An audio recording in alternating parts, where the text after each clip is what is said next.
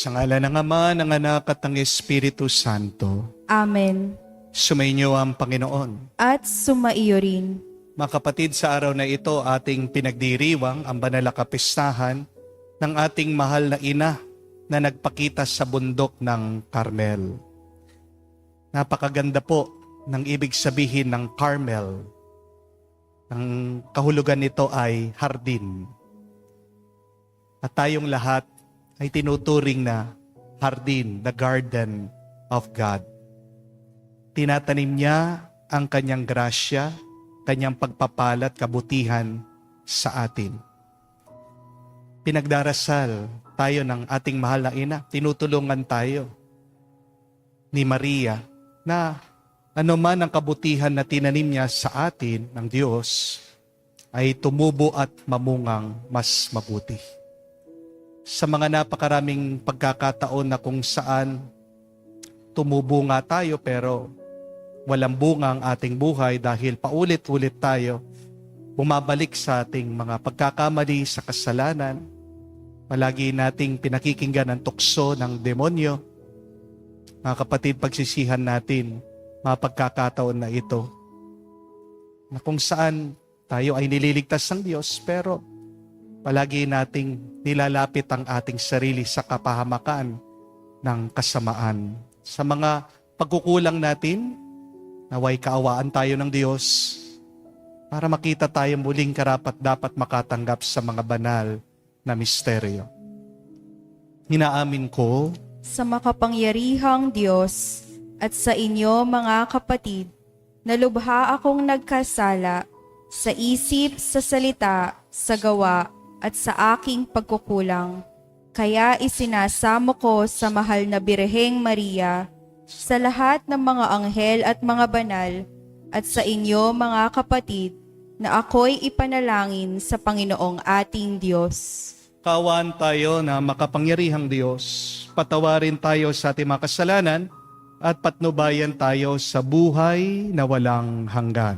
Amen.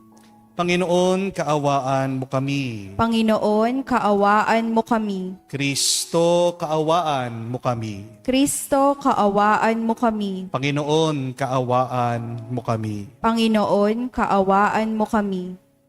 Manalangin tayo.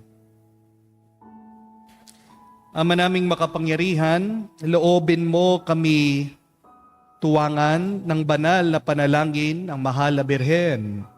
Sa tulong nito, kami naway pagindapating makasapit sa banal na bundok na si Hesukristo, kasama ng Espiritu Santo magpa sa walang hanggan. Amen.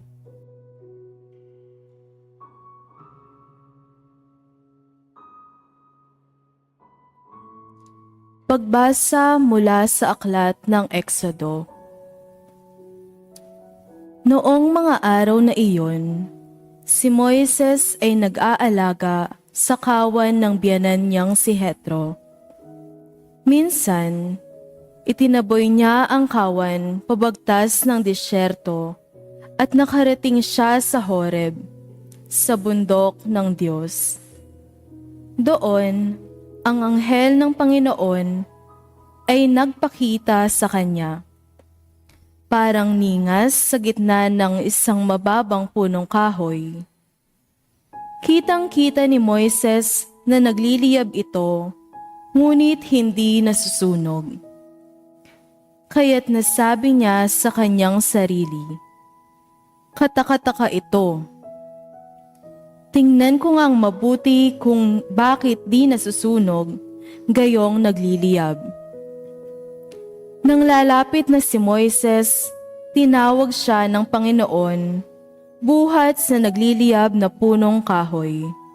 "Moises, Moises." "Ano po iyon?" sagot niya. Sinabi ng Diyos, "Huwag kang lalapit. Hubarin mo ang iyong sandalyas, sapagkat banal na dako ang kinatatayuan mo. Ako ang Diyos ng inyong mga magulang, nina Abraham, Isaac at Jacob."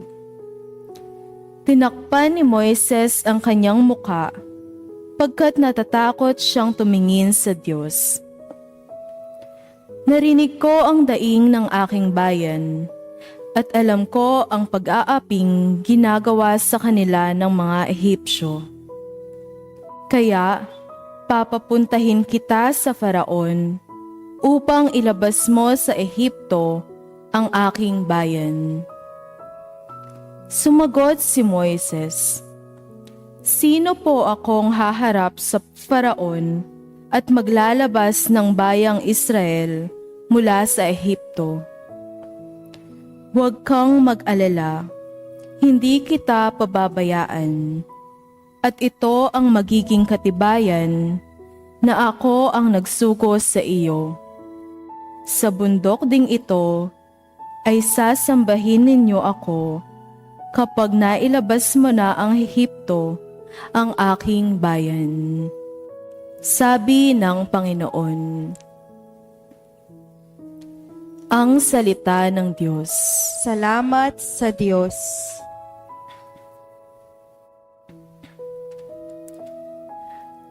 Ang ating mahabaging Diyos ay nagmamagandang loob.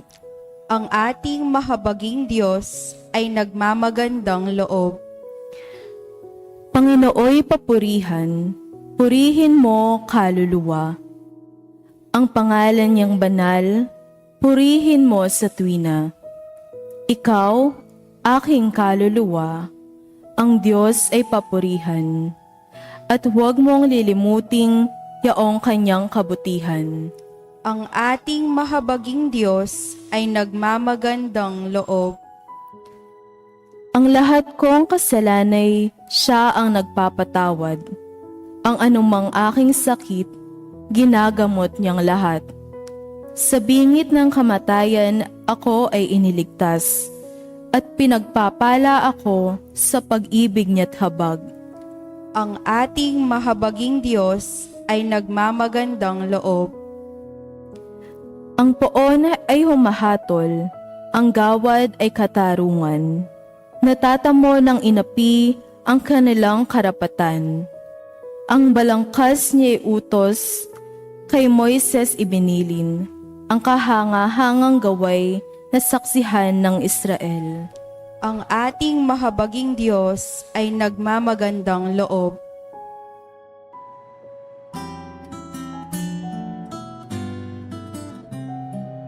Alleluia, alleluia, alleluia, alleluia, alleluia, alleluia, alleluia, alleluia, alleluia, alleluia, alleluia, alleluia. Papuri sa Diyos Ama, pagkat ipinapahayag niya, hari siya ng mga aba. Aleluya, aleluya. Sumainyo ang Panginoon. At sumaiyo rin. Ang mabuting balita ng Panginoon ayon kay San Mateo. Papuri sa iyo, Panginoon. Nung panong yon, sinabi ni Jesus, "Pinapasalamatan kita, Ama, Panginoon ng langit at lupa, sapagkat inilihim mo ang mga bagay na ito sa marurunong at matatalino at inihayag sa mga may kaloobang tulad ng sa bata. Oo, Ama, sapagkat gayon ang kinalulugod mo. Binigay sa akin ng aking Ama ang lahat ng bagay. Walang nakakakilala sa anak kung hindi ang Ama. At walang nakakakilala sa Ama kung hindi ang anak at iyong marapating pagpahayagan ng anak." Mga kapatid, ang mabuting balita ng ating Panginoon. Pinupuri ka namin, Panginoong Hesukristo. Muli po, magandang araw sa inyong lahat. Meron pong isang true to life story na kinwento po mismo ni St. John Marie Vianney, ang kura paroko po ng Ars at ang patron saint naming mga pari. Sabi po niya nung minsan, meron pong isang dalaga na dumating sa parokya at nangumpisal po sa kanya. Pagkatapos po sinabi ng babae yung mga kasalanan niya dito sa santo, nagtanong po ang pari, wala ka na bang ibang nakalimutang ikumpisal? At nag-iisip po itong babae, sabi niya, wala na po akong matandaan. At dito po nagtanong si St. John Marie Vianney, ang pare, kung wala ba daw naaalala itong dalaga na isang party o pagsasalo-salo na kung saan meron pong isang gwapong lalaki na ayaw makipagsayaw dito sa dalaga. Pinili daw nitong gwapong lalaki lahat ng mga babae doon para sumayaw. Natatanging itong babae na nagkukumpisal sa kanya ang hindi daw inanyayahan nung gwapong lalaki. Hindi daw pinansin itong dalaga. At tinanong daw po itong pare, si St. John Marie Vianney, yung dalaga, kung naaalala ba niya yung lungkot na naramdaman niya nung gabing yun. Kasi hindi siya niyaya, hindi siya pinuntahan, nilapitan nitong gwapong lalaki. At doon na po naalala ng babae. Sabi niya, o nga po, no, napakasakit ng aking loob nung gabing yun. Kasi tinitignan ko po yung lalaki, gusto ko talaga nalapitan niya ako para makipagsayaw siya sa akin. Pero kahit na paano ko siya tignan, hindi niya ako matignan ng diretsyo. Tinatanggihan niya yung aking pag-aaya. At naalala daw po nung dalaga, may kulay asul yung paanan po nitong gwapong lalaki. Naglo-glow daw po ng kulay blue yung kanyang paa. At nagtataka yung babae, ano yung liwanag na yon na nanggagaling dun sa paa ng gwapong lalaki? At dito po nagsalita si St. John Marie Vianney, tong santo, ang sabi niya, dapat magpasalamat ka kasi nung araw na yon, niligtas ka ng Diyos sa kasamaan at kapahamakan. Dahil yung gwapong lalaking iyon ay ang demonyo na nagkatawang tao. At nakikipagsayaw siya sa mga babaeng makasalanan. Ang tanging dahilan daw po bakit iniwasan itong dalaga, hindi siya nilapitan ng demonyo, ay dahil may suot-suot siyang brown scapular, ang skapularyo ng ating mahal na ina na nagpakita sa bundok ng Carmelo. At sabi po ng isang exorcist na pare, si Father Chad Rappinger, isa daw po sa mga pinakakinamumuhian at iniiwasan ng demonyo ng masamang espiritu ay yung mga taong may sinusuot na brown scapular. Kapag daw po nag-e-exorcise sila o nagpapalabas ng demonyo sa mga inaalihan nito o mga sinasaniban, ang una daw pong inaalis nitong demonyo ng tao ay yung pinapasuot nilang brown scapular. Kapag pinasuotan ng brown scapular, yung taong sinaniban ng demonyo, nararamdaman daw nila na parang sinusunog yung kanilang leeg. Sabi po kasi ng ating mahal na ina, si Maria, nung nagpakita po siya kay Saint Simon Stock sa bundok ng Carmel, that whoever wears this scapular devoutly and perseveringly shall be given a sign of salvation, a pledge of peace, and a protection from danger. Pero, para po maging mabisa ang skapularyo na suot natin, dapat meron pa tayong dalawang gawin. Ang una ay dapat palagi tayong magrosaryo. At pangalawa, kailangan tayong magsisi sa ating mga kasalanan, tayo'y mangumpisal sa Diyos. One of the best partner of the scapular is praying the Holy Rosary. Wala pong bisa ang skapularyo at ang rosaryo kung hindi tayo nagdadasal sa Diyos.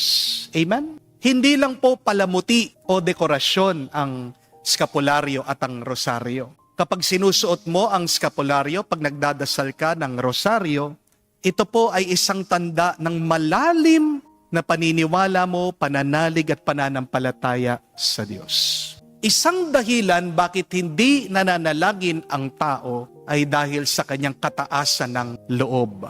Prayerlessness starts with pride. You think you are better than God. That is why you do not pray. When you pray, you show your deep trust to God. Kaya nga, pag ikaw ay nakasuot ng skapularyo, pag nananalangin ka ng rosaryo, pinapakita mong yung pagpapakumbaba, pananalig sa Diyos, diyan ka mas binabasbasan at pinagpapala ng may kapal. Amen? But second, we must repent so that we can also receive God's protection. Wala din pong kwenta ang skapularyo kung patuloy ka pa rin sa iyong pagkakasala. Tanda po ang skapularyo ng ating pagnanais na maging mabuti at tapat. Harinawa, yung iba po sa inyong nakasuot na ng brown scapular. Huwag gawing anting-anting ito. Tandaan niyo po ito. Kahit na magsuot ka ng skapularyo, kung naman nagmamaneho kang nakainom o lasing, mababangga at mababangga ka pa rin. Di po ba? Kahit na magskapularyo ka, kung naman manginginom ka, nagbibisyo ka, may tsansa na magkakasakit ka, magkakakanser ka. Di po ba? Kahit na magsuot ka ng skapularyo, at kung mambababae ka lang, sisirain mo lang yung kapayapaan, yung tuwa, yung pagmamahalan niyo sa inyong pamilya. Mga kapatid, hindi ka nililigtas ng skapularyo sa bunga ng iyong kasalanan. Pag nagkasala ka, ihanda mo sarili mo dun sa epekto ng pagkakamali mo. Ang dami po dyan, kalalaking tao, kala mo matapang. Pero pag dumadaan na sila dun sa epekto ng kanilang kasalanan, makikita mo, humahagulgul, babalik, lumalakad na kaluhod, papunta sa Diyos. Kung talagang pinipili mong magkasala, ihanda mong sarili mo sa pagdurusa. Hindi aalisin ng skapularyo yung parusa na nakatapat sa iyo dahil pinili mo magkamali. Amen? Pero kung gusto mong maawa ang Diyos sa iyo, kailangan kang magpakumbaba, magsisi, at maging tapat muli sa Kanya. Amen? Ang skapularyo ay tulong para maiwasan natin na tayo ay mahulog sa tukso ng demonyo. Pero walang magagawa ang Diyos kung ikaw mismo nilalapit mo ang sarili mo sa tukso ng demonyo. Amen? Ang skapularyo ay paalaala na dapat tayong palaging magdasal, magpatulong kay Maria. Ang skapularyo ay isang simbolo na palagi nating kasama ang Diyos. Sa banal na misa pong ito, muli tayo magpasalamat sa Diyos sa proteksyon ang pinagkakalob niya sa atin.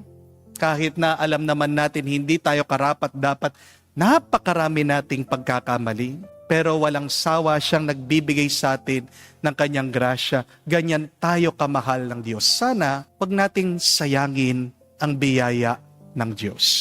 Amen? Pasalamat din po tayo sa ating mahal na ina sa kanyang pagdarasal para sa atin. Suotin niyo po ang skapularyo na may pananampalataya. Hindi pagyayabang na porket ba suot-suot mo yan kahit na magkasala ka. Hindi ka na makakaranas ng masama sa iyong buhay. Kapatid, kung nagkakasala ka, pinipili mong lumayo sa Diyos. Ang talagang pinipili mo, kamatayan. Amen? Kapag sinusuot mo ang skapularyo ng Mahal na Birhen Maria, isang tanda na pinipili mong mas mapalapit pa sa Diyos, maging mas kawangis pa ng may kapal na gumawa sa iyo. Magdasal po tayo na tayo ay malayo sa lahat ng masama, na tayo ay pagkalooban ng lakas ng Diyos para pagpatuloy natin ang misyon natin dito sa mundo. Kaya sabihin natin, Mahal na Ina, Maria, nagpakita sa bundok ng Carmel. Ipanalangin mo kami, ilapit mo kami sa iyong anak si Jesus, ang aming buhay, ang aming lakas. Amen. Tumayo po tayo. Binunyag ng Ama ang misteryo ng kaharian sa mga maliliit. Manalangin tayo sa Diyos. Nagpapahayag sa kanyang pag-ibig sa mga maliliit at mabababang loob. Dalhin natin sa ating Amang nasa langit ang lahat ng ating pangailangan na may buong pananalig sa kanyang mapagmahal na kalinga. Ating sabihin, Panginoon, dinggin mo kami. Panginoon, dinggin mo kami. Ang simbahan naway, bigyan ng higit na pansin ang mga dukha. Manalangin tayo sa Panginoon. Panginoon, dinggin mo kami. Ang mga pinuno ng gobyerno, naway pakinggan ang mga hinaing at pangangailangan ng pinakamahirap na mamamayan, manalangin tayo sa Panginoon. Panginoon, dinggin mo kami. Ang mga bata naway makilala ang Diyos sa pamamagitan ng ating pagtuturo at halimbawa. Manalangin tayo sa Panginoon. Panginoon, dinggin mo kami. Sa katahimikan po ng ating puso, banggitin natin, sabihin sa Diyos ang ating mga personal na pangangailangan.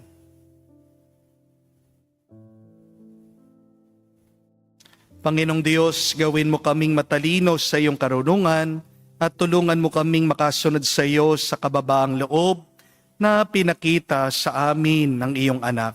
Hinihiling namin ito sa pamagitan ni Kristo, aming Panginoon. Amen.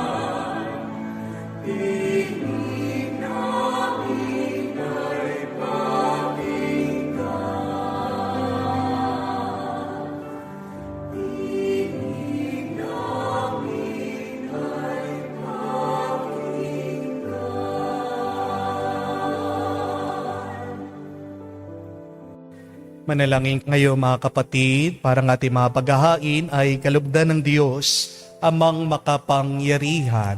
Tanggapin nawa ng Panginoon itong paghahain sa iyong mga kamay, sa kapurihan niya at karangalan, sa ating kapakinabangan at sa buong sambayanan niyang banal. Pamanaming lumikha sa paggunita namin sa Mahal na Birhen, hinihiling namin ang aming paghahain ay lakipan mo ng mga kapunuan upang kami ay maging handog na kinalulugod mo kailanman. Sa pamagitan ni Jesucristo kasama ng Espiritu Santo, magpa sa walang hanggan. Amen. Sumainyo ang Panginoon. At sumaiyo rin. Itaas sa Diyos sa inyong mga puso at diwa. Itinaas na namin sa Panginoon. Pasalamatan natin ang Panginoong ating Diyos. Marapat na siya ay pasalamatan. Ama naming makapangyarihan, tunay nga marapat ay ikaw ang aming pasalamatan. Bukod mo ang pinagpala, maging ina ni Jesucristo, ang Mahal na Birhen nagpupuri at nagagalak sa iyo. Ikaw ang gumawa ng tanang dakilang bagay. Ikaw ang lumilingap sa lahat kailanman. Nilingap mo ang Mahal na Birhen bilang iyong abang alipin na iyong binigyan ng tungkulin. Kumalinga sa anak mong manunubos namin. Kaya kaisa ng mga anghel nagsisiawit ng papuri sa iyo nang walang humpay sa kalangitan. Kami nagbubunyi sa iyong kadakilaan.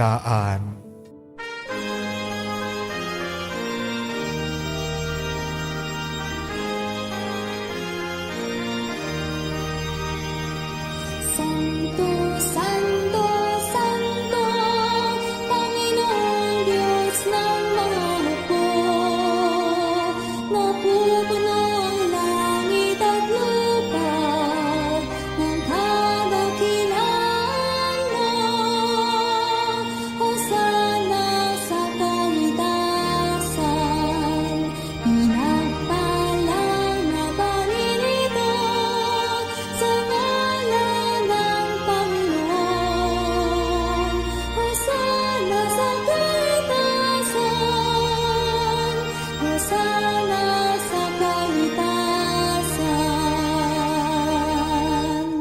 Ama naming banal, ikaw ang bukal ng tanang kabanalan.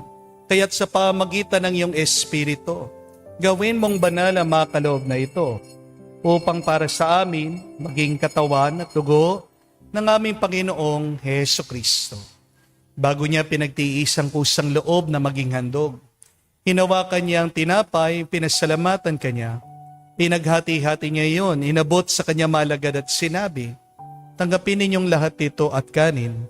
Ito ang aking katawan na ihahandog para sa inyo."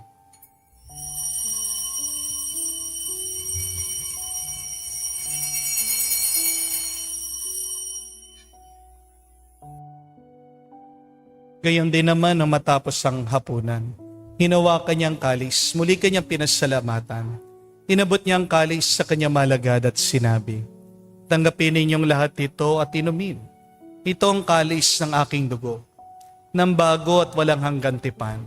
Ang aking dugo na ibubuhos para sa inyo at para sa lahat, sa ipagpapatawad ng mga kasalanan.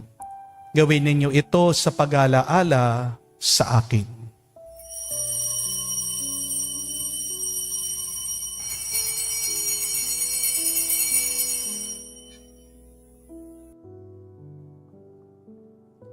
Ang misteryo ng pananampalataya.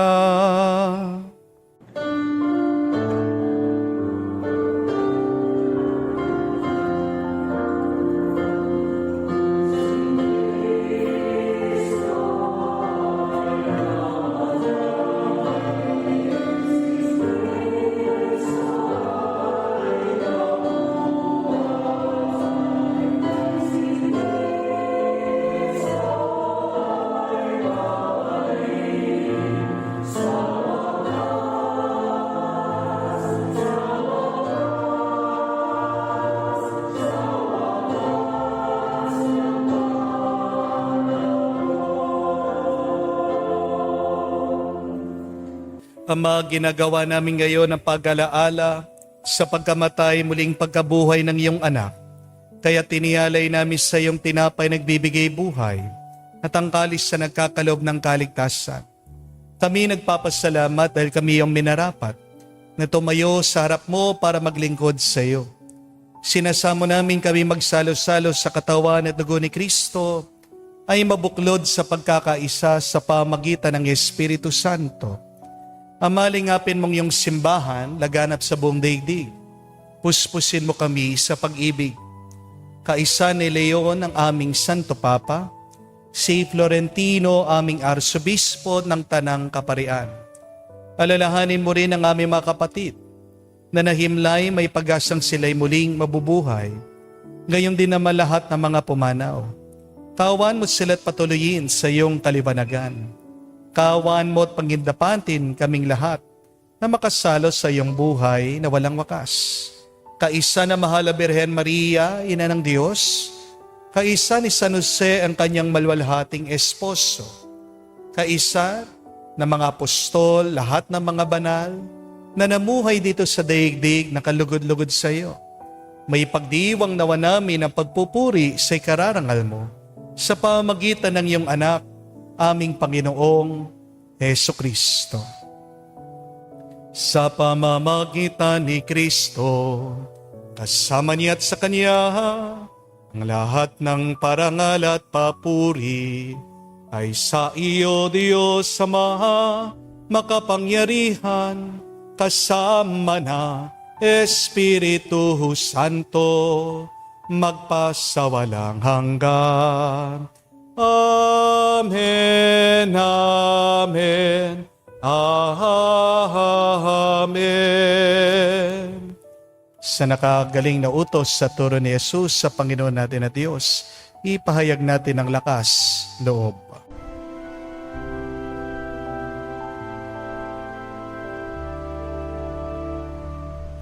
Ama namin, sumasalangit ka, sambahin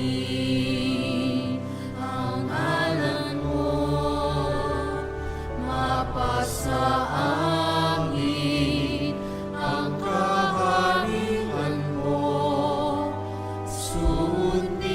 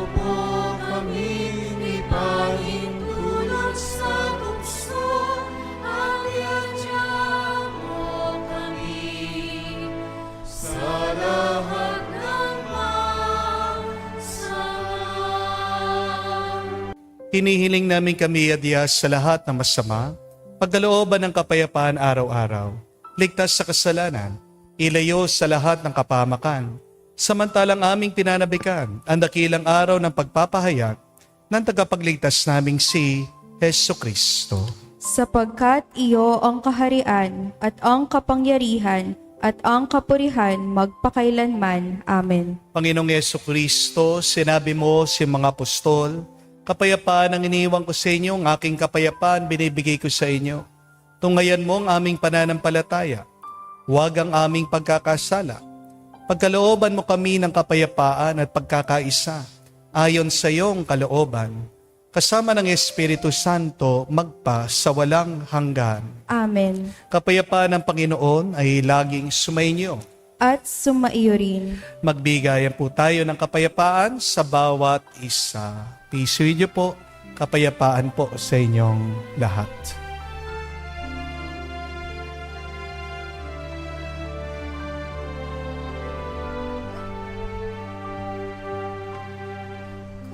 Kordero ng Diyos na nag-aalis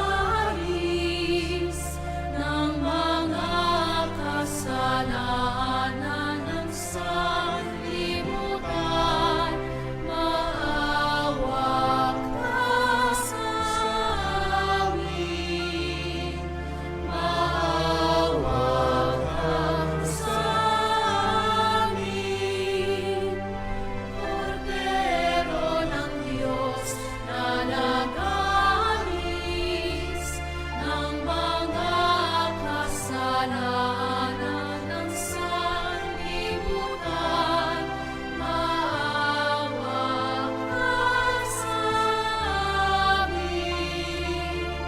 Maawa ka sa amin. Kordero ng Diyos na nag-aalis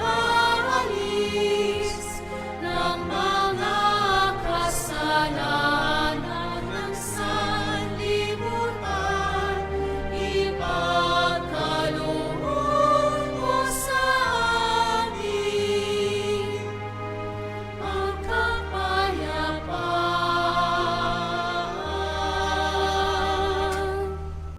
Mga kapatid, naririto ang ating Panginoong Jesucristo, ang Kordero ng Diyos. Siya nag-aalis sa mga kasalanan ng sanlibutan. Mapalad tayong lumalapit sa piging ng Kordero. Panginoon, hindi ako karapat-dapat na magpatuloy sa iyo, ngunit sa isang salita mo lamang ay gagaling na ako.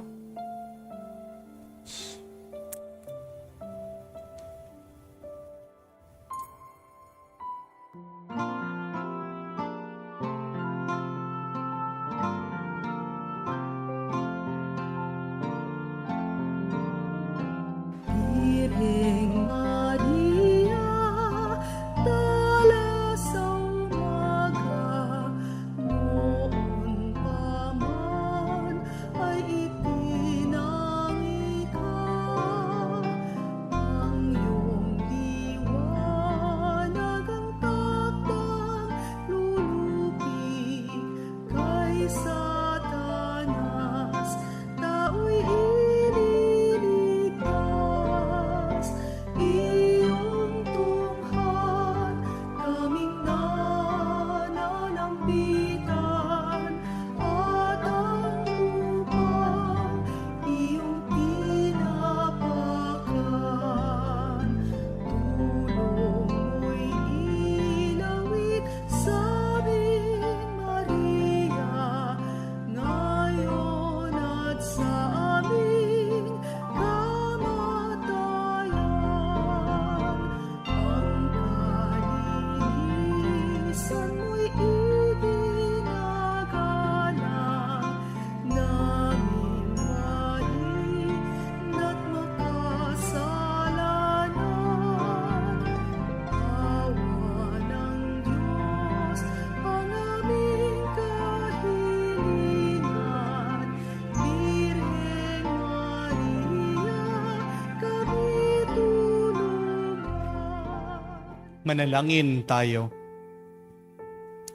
Ama naming mapagmahal, sa aming pagsasalo sa haing nagbibigay buhay, sa paggunita namin sa mahal na ina ng iyong anak, ay magdulot nawa sa amin ng iyong kagandahang loob, upang lagi naming madama ang iyong paglingap sa pamamagitan ni Jesucristo kasama ng Espiritu Santo, magpa sa walang hanggan. Amen.